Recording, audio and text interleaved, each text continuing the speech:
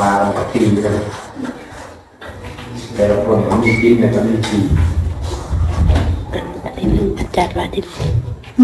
มาคือนะส่วนคนที่เก่านี่ไม่เสียว่าใจภาคที่ยกภาพยก คนนี้อยู่เดี๋ยวเอาคนเต็มคนที่เก่า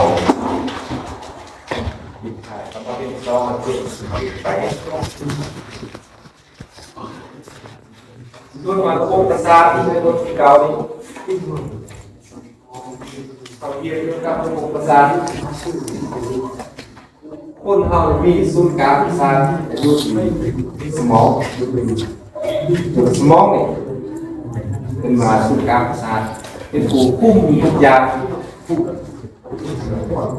การชื่อการจำการพูดกินเลยอยู่ที่สมองมันจะมีไงประสาทโตมาทุกส่วนของร่างกาย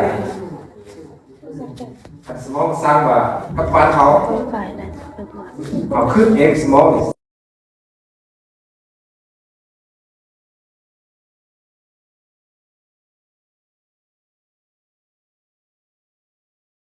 สมองก็เห็นเห็นคุมเม็ดทุกอย่างคนเราจะรีจะสัวพฤติกรรมแสดงออกต่างๆขึ้นกับสมองหมดสิ่งสำคัญเสียแล้วโบกเด้งไหลทุกอย่างเสียเลยเนี่ยคือคนเราว่าคนปฏิเหตุแกนพูดคาแต่สมองยังดีเดี๋ยวยังเป็นคนไหนเป็นคนดีไหนแต่สมองนี่เขามีคุณภาพเสื่อมหรือแล้วคนเรา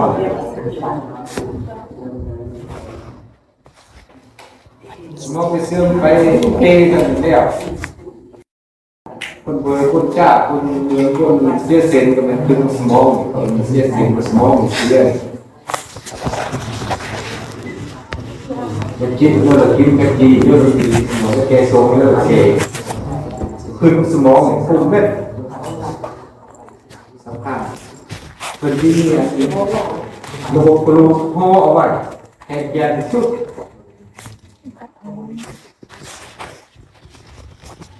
ลูกพ่อว่าลูกพวกมันจบยาทบยาโบราณทุกปีทำตัวเองในล่าบางทีรถไฟตามเอาเสาไฟตามเอาคลองแขนแบบนี้เป็นเลยสมอง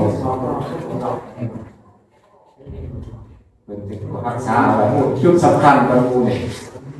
สำคัญบางคนเนี่ยสมองเสียสแล้วขึ้นมีความหมายมีเรื่องมีความหมายผู้นำเสนอผู้เห็นเพื่อเป็นคนไหนสำคัญ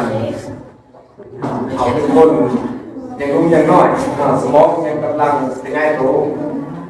สมองเปลี่ยนทางอะไรเนี่ยยามาสลาคือทางใครสอนตายแล้วจะเอาสมองมาเปลี่ยนเอาคือไหนเป็นไรส่วนอื่นเป็นมาหมดเจอบอกมาใครล้างบอกแก้ข้าวบอกเสียมเนี่ยเปลี่ยนเป็นไรเนี่ยแต่สมองเนี่ยย่อมมีวิทยาศาสตร์ประเทศเรียกว่าสมาธิเปลี่ยนเอาสมองคนนั่นมาเสื้อคนนี้อะไรเห็นไหมขันว่ามันขยายตัวเต็มที่หรอกมันแตกสนามของพวกขยายตัวอีกสมองจะมา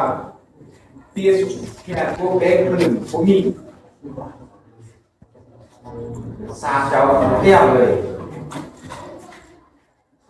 ขันว่าเต้จะเป็นหนึ่งแล้วเลยยูโกบ้านเจอบอกว่าคุณเองหรอที่ของไม้กันเสียสมองขนาดหนักซ่าที่กันไปกันมาเราขี่รถจับเซิร์ฟกันกระทบเซิร์ฟถอยไปถอยมาปฏิบัติตามกฎย่าหรือพวกของเขาพวกของแข็งมันเตะ